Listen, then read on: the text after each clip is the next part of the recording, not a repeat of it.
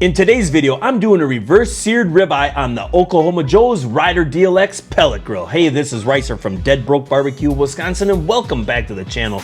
But if you're new here, we try to help you enhance and amplify your backyard barbecue fun, so you might as well subscribe to the channel. Now, I can honestly say that this is probably one of the best reverse seared cowboy ribeyes that I've ever done in my life, and I actually captured it on film. This hunk of flesh turned out perfect, so grab a hunk of meat in a carbon steel pan.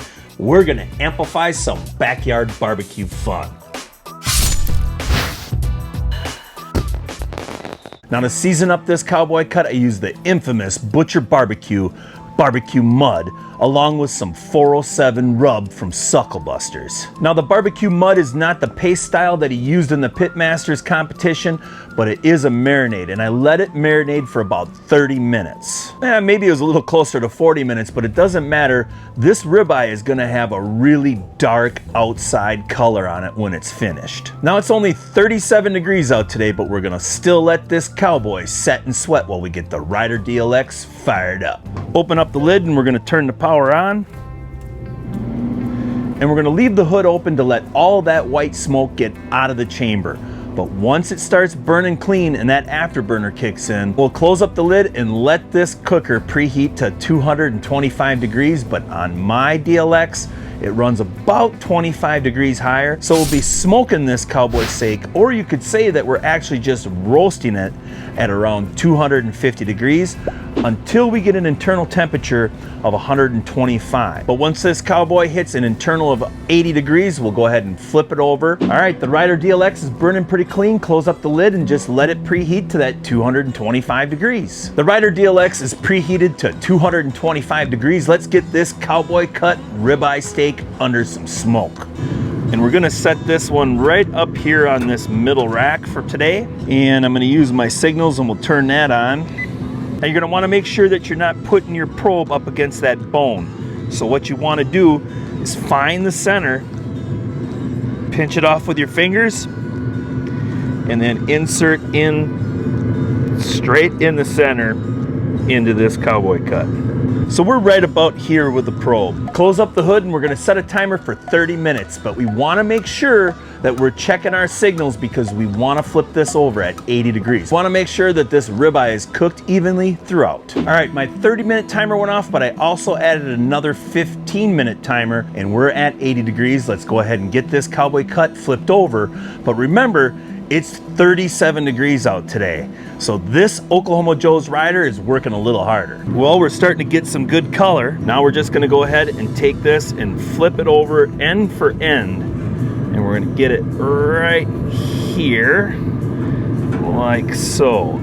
I can tell it feels crazy tender. Now, a lot of you might be saying that this is actually a tomahawk cut, but it's not. It's a cowboy cut because the bone's not long enough. A tomahawk cut has at least 16 inches of bone on it. You're actually better off buying a cowboy cut compared to a tomahawk because all you're doing on a tomahawk cut is paying for bone. But that big long bone really does look awesome. We'll close up the hood and set another timer for 30 minutes. And we're looking for an internal temperature of 115 degrees on that cowboy steak. But be prepared, you might have to add another 15-minute timer. This cowboy steak has reached 115 degrees. Let's go ahead and get it out and start padding it dry. Open up the lid.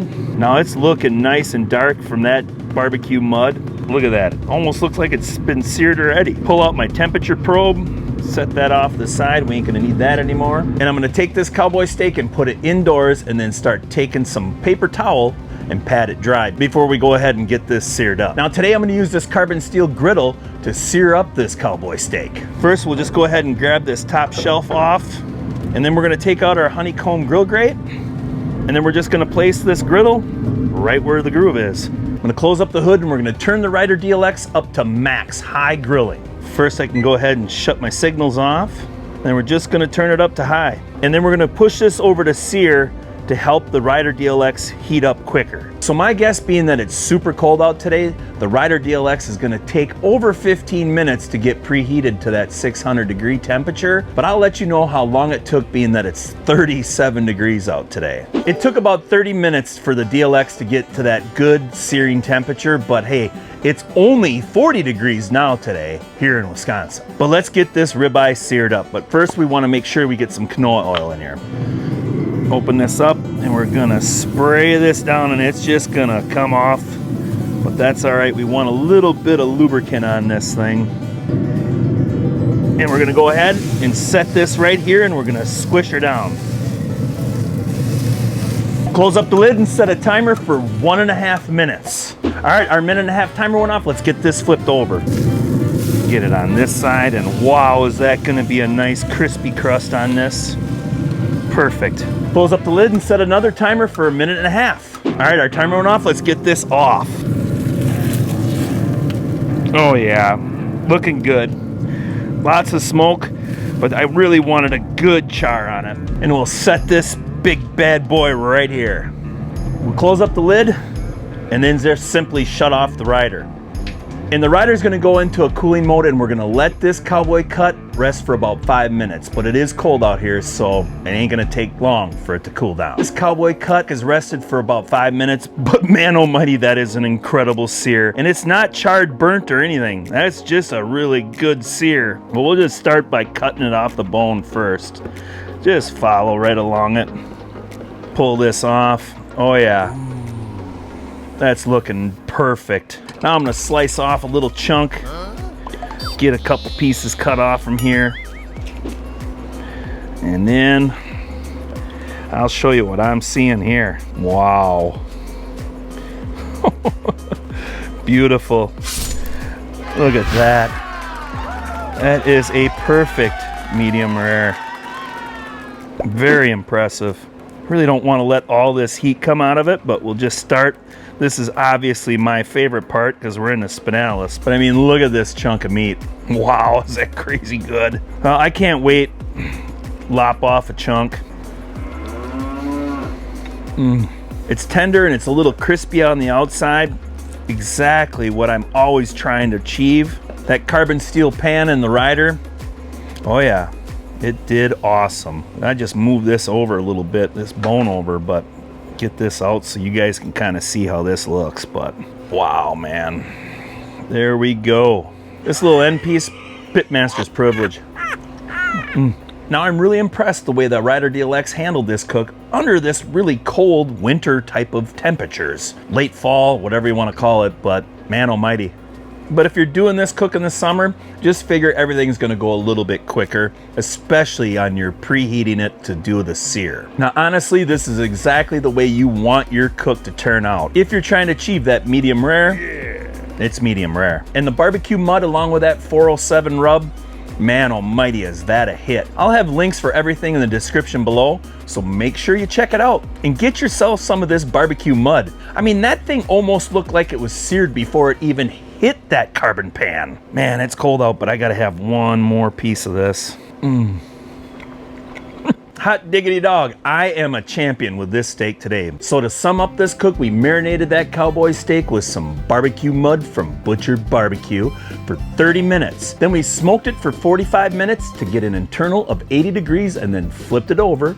Smoked it again for another 45 minutes to get it to an internal of 115 degrees. Then I put in my carbon steel pan and preheated the Rider DLX to get 600 plus degrees, and that took over a half an hour. And then finally just seared that cowboy off 1.5 minutes on both sides. Hey boys, sorry, it's a little underdone for your liking. I guess I'm just gonna have to eat the whole thing.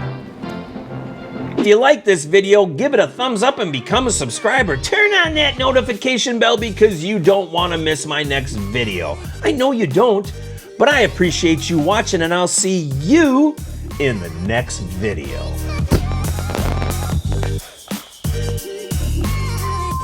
Oof, that's a lot of words to say without taking a breath.